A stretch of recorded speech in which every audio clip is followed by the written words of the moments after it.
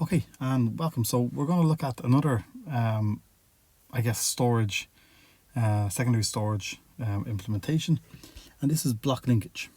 Okay, so in the last video we looked at the contiguous file storage, so this is another alternative, and we know it as block linkage. Okay.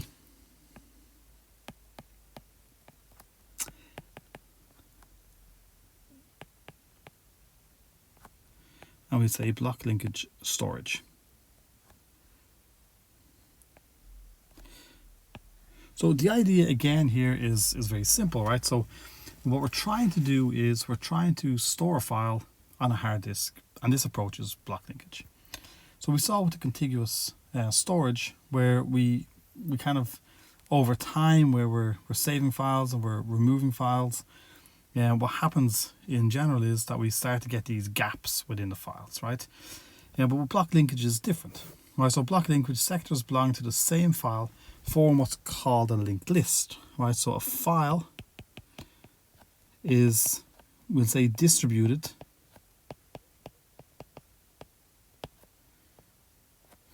over a linked list.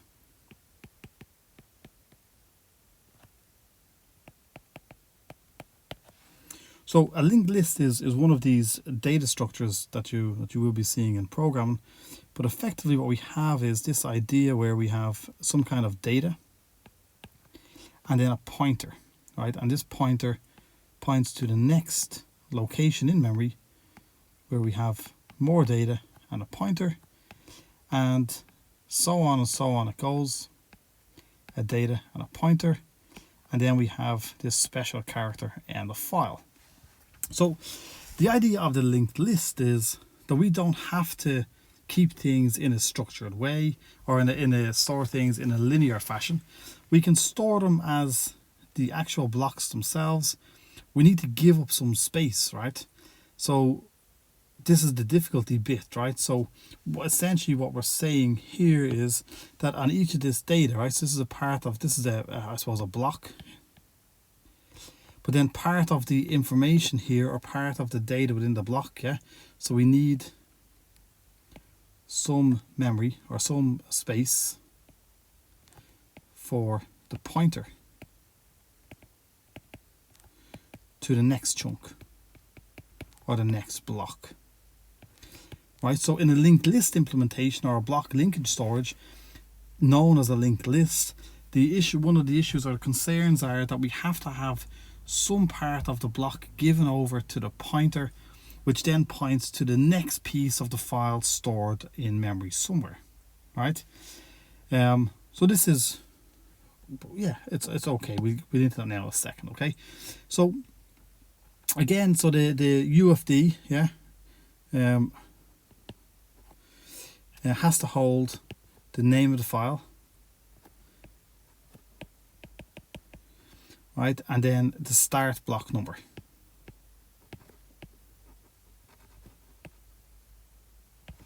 Right, one of the issues with linked lists is that when we look at this idea of the actual linkages, well, we have to start in a particular location. So we start here, and then as we want to iterate through, well, then we need to jump through, right?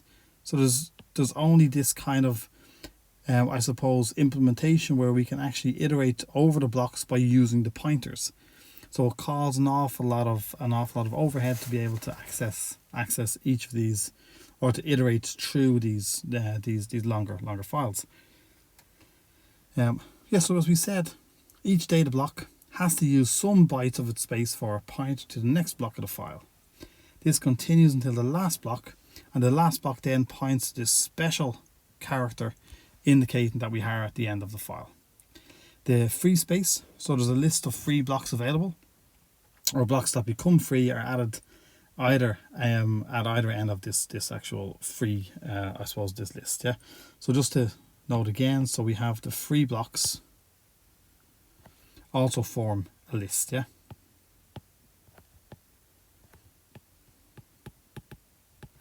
and we want to add, or we want to create something, we remove things from this particular list. Yeah,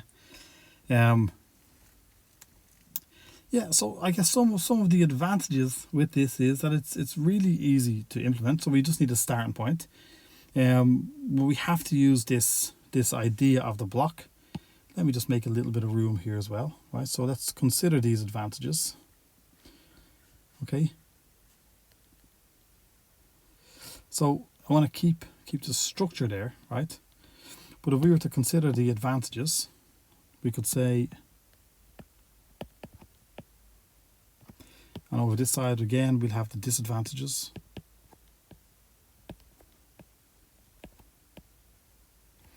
Okay, so some of the advantages, so we can say it's easy to implement. Okay, we can say that files can grow and shrink.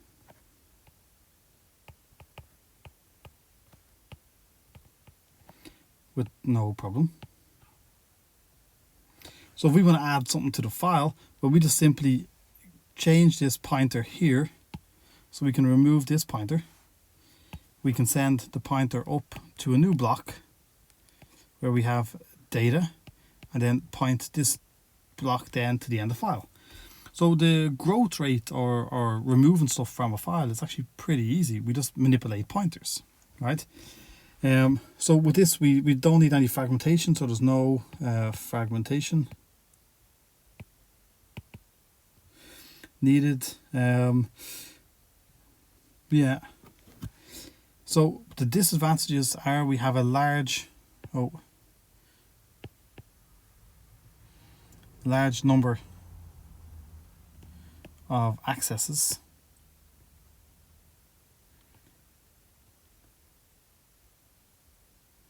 To find the end of file.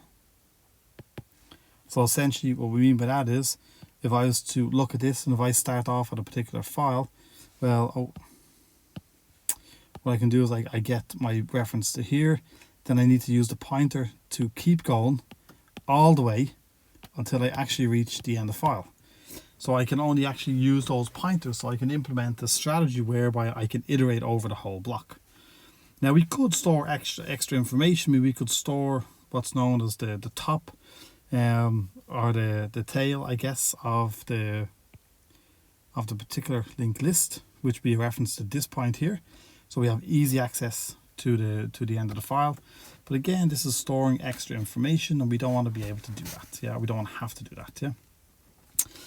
We could say that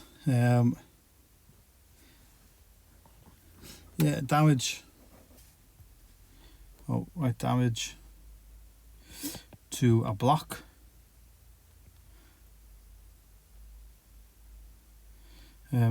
means a broken pointer, right? So it has a bigger impact, yeah. And then only sequential access is possible. So I guess essentially from a memory storage strategy, I mean, it is quite easy to do. It gets rid of this issue in dealing with fragmentation. We only need to have access to the starting point. One of the difficulties is if we want to reach the end, well then we need to iterate using the pointers right the way through the complete file before we reach the end of file. So there's many different accesses. So just to go over some of the advantages. So some of the advantages associated with it: very easy to implement, files can grow and shrink with no problem, and there's no fragmentation required. With the disadvantages: large number of access to find the end of file marker. Damage to a block means a broken pointer, right? So in other words, once we have a broken pointer, we consider that if we were to damage this block here, well, now the file is broken, right? Because this is now pointing to a damaged block, and we need some way to be able to rectify or recover that. Okay, I mean, this is just a different strategy that's used, but I hope it makes sense. So this is known as block linkage storage.